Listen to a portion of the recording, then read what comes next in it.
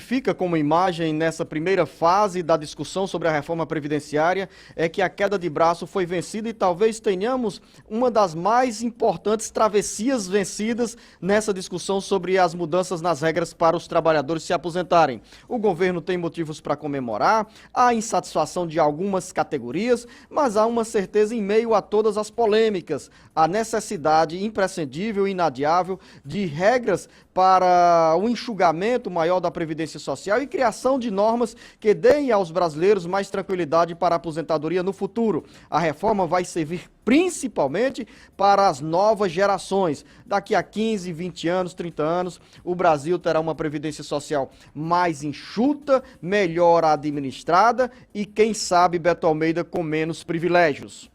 Beto Almeida, análise política com credibilidade e isenção.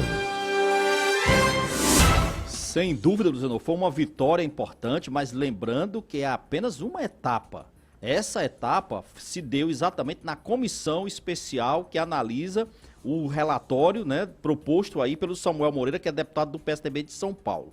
Agora, o embate mesmo, final, virá dentro de mais ou menos aí 2 semanas, pelo menos até o dia 17, essa expectativa de votação em plenário. E aí a briga promete ser grande, Luzenor. Porque na realidade essa foi uma vitória importante, a de ontem não, de hoje. Porque os deputados encerraram a participação deles e a discussão dos apartes às 2h15 da madrugada desta sexta-feira. Vitória do governo? Vitória. Até agora. Tudo bem, mas o plenário vai ter que ratificar tudo isso por 308 votos no mínimo. E nesse aí, momento, Beto, quais são as regras que passam a valer dentro desse texto a ser encaminhado ao plenário da Câmara Federal? Bom, vamos lá. Começando, Luzenor, pelo mais importante, assim, pelo geral. Acabou a história da aposentadoria por contribuição, por tempo de contribuição.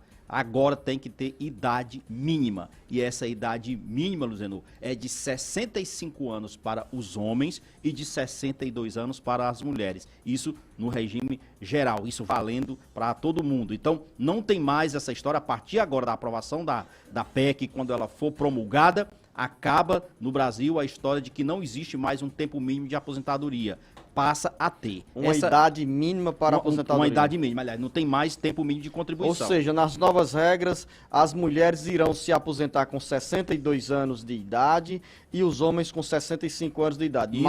Isso valendo para o setor público e privado, é bom que Mas é importante também dizer que a mulher precisa ter pelo menos 15 anos de contribuição e o homem 20 anos de contribuição. Essa é uma das normas, porque tem outra norma também. Nesse caso dessa norma que eu acabei de falar, jornalista Beto Almeida, é importante dizer que nesse caso, homens e mulheres se aposentam com essa idade, 62 anos de idade. 15 anos de contribuição, 65 anos de idade, 20 anos de contribuição com o salário mínimo.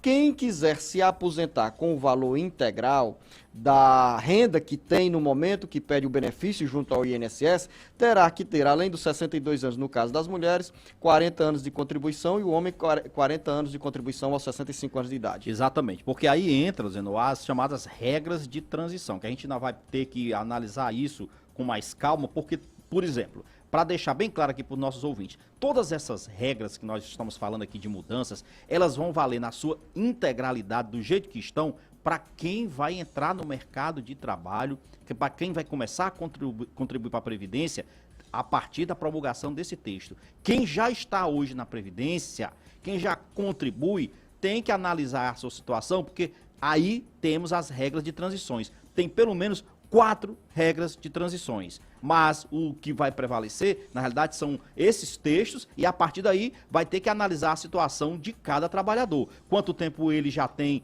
por exemplo, de vida, de idade, quanto tempo ele já tem de contribuição, isso ele vai ter que analisar aí. Vamos outra parte que foi importante nessa mudança, que é a questão da idade mínima para os professores. O que ficou, Luzenor?